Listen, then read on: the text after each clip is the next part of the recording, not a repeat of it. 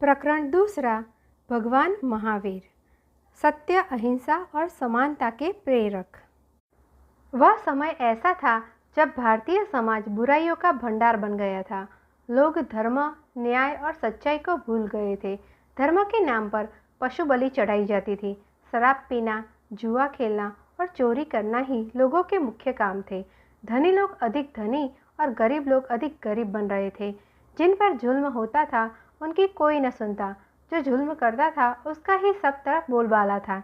जाति भेद के कारण आपसी झगड़े बढ़ गए थे। सब अपनी जाति को दूसरों से अच्छा बताते थे। ऐसा समाज आज से करीब 2500 साल पहले था। हर समुदाय ने अपना अपना धर्म चला रखा था। इस कारण धार्मिक झगड़े भी बढ़ गए थे। जादू टोना, तंत्र मंत्र और चमत्कारों के बारे में लोग ज़्यादा विश्वास करते थे। ऐसे ही समय वर्धमान महावीर अवतरित हुए थे। वर्धमान बचपन से ही बड़े तेजस्वी थे। बचपन से ही उनमें बैरागी बनने की इच्छा जग गई थी। एक बार वह खेल रहे थे।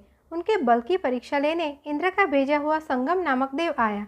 पहले वह बालक बनकर खेलता रहा, फिर अचानक विशाल सर्प बन गया। बालक वर्धमान ने उसे देखा तो छोटे से कीड़े जैसा समझकर उठाया और दूर फेंक दिया। इस पर वह दैत्य बनकर आया। वर्धमान ने उसे जोर से धक्का देकर गिरा दिया।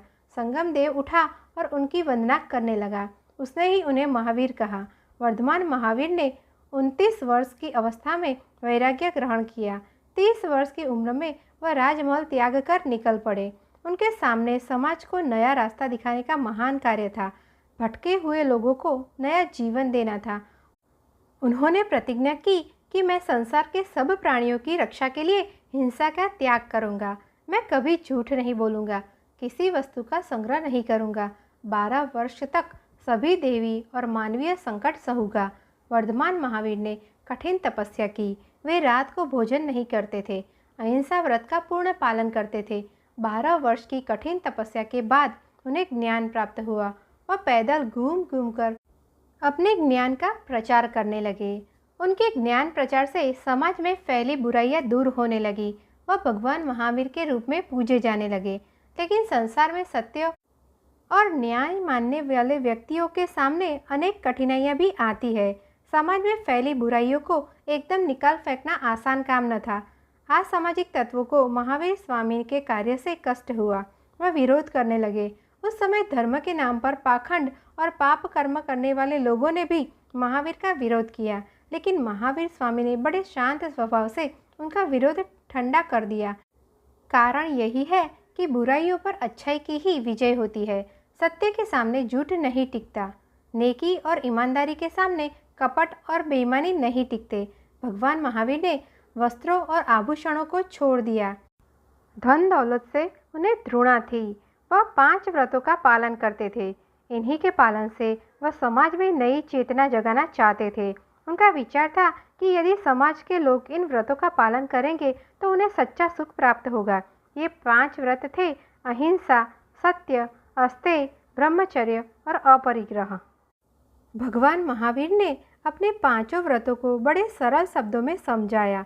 अहिंसा केवल जीव हत्या न करने को ही नहीं कहते।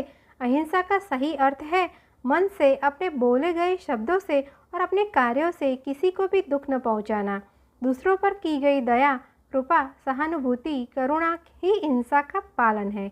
वह अहिंसा को ही सच्चा धर्म मानते थे। अहिंसा के बिना धर्म और सत्य का कोई महत्व नहीं होता है। वह सभी जीवों को समान मानते थे। सबके कष्टों को अपना कष्ट समझते थे। अहिंसा के साथ ही सत्य का भी बहुत महत्व है। जहाँ अहिंसा है वही सत्य होता है। सत्य ही ईश्वर है।